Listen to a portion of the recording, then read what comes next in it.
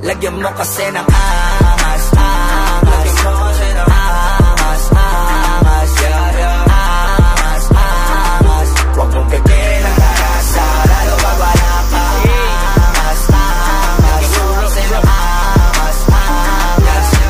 Angas, angas. Huwag mong pipin ang tarasa, kailangan pa ba paalala pa ulit na pag kami ni Soson nag-connecta, where pa? Meron na naman panibagong meta. Di man kami madalas sumentra, pero kahit anong ilapag ay madaling ibenta. Madalang ipagtabi kasi iba yung puwersa. Mga zero to lupit kaya panay na siesta, pero di lang kami basta naghakot ng pera.